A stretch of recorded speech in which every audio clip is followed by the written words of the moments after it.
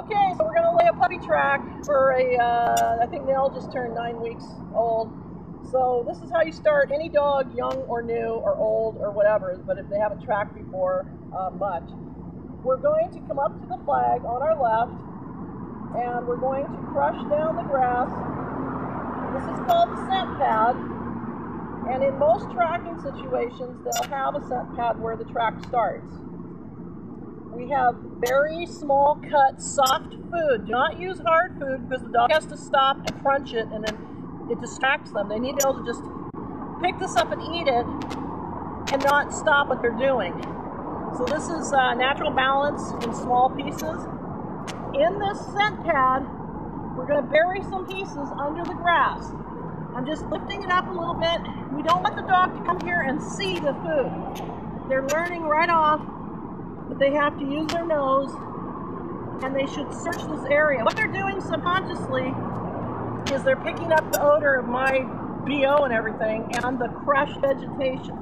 Primarily, tracky dogs follow the scent of the crushed vegetation. Okay, so now I have my little area here. And a lot of people want to teach footstep tracking. They'll teach a dog to go footstep to footstep. I myself teach my dogs to go down the track. I'm not a precision track person. So, very important. The only place that comes out of the track, right here, here's the size of my area. I make one little exit, and I start putting food about every 4 to 6 inches for the young puppies, about 6 to 8 inches for adult dogs. And again, we're burying it, okay? I tend to put it down and then kind of step on it. But you can do either, okay? But the thing is, don't be stepping over here, because you'll be making crushed vegetation scent. You have to just do it right where you're going to walk.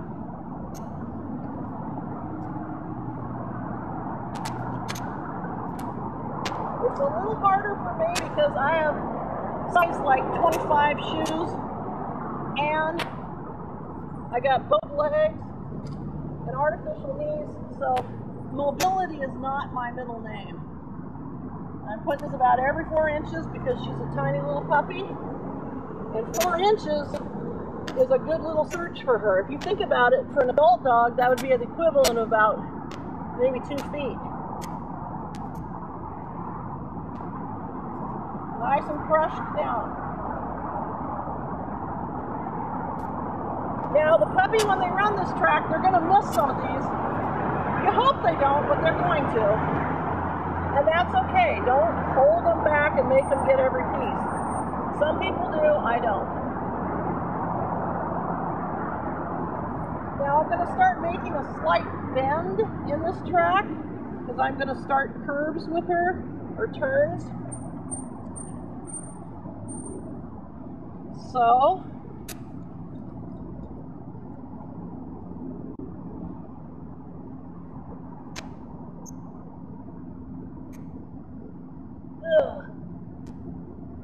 the length of your track is pretty much dictated by how small your puppy is, because think about how much food they're eating.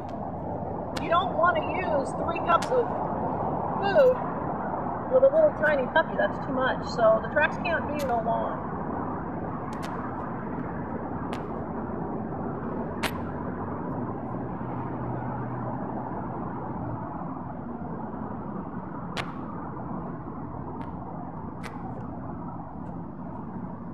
Really mushing that down in there. Now, you know how when you mow a lawn on a nice autumn or spring day, you can smell that mowed lawn smell?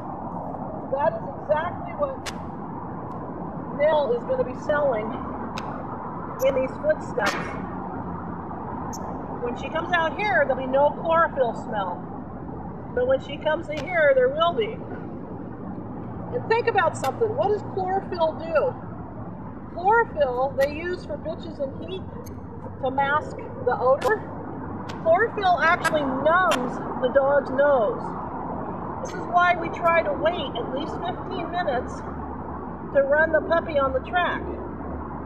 Because When you first do this, it releases a lot of chlorophyll, and the puppy's nose would actually get a little bit anesthetized by that. Okay, coming up on the end here, I'm going to make another tiny little scent pad here. I'm going to put food. I'm going to put the article on top of it, and I'm going to cover it with grass because I don't want the puppy to see the article from there and jump forward. I want the article to come as a bit of a surprise.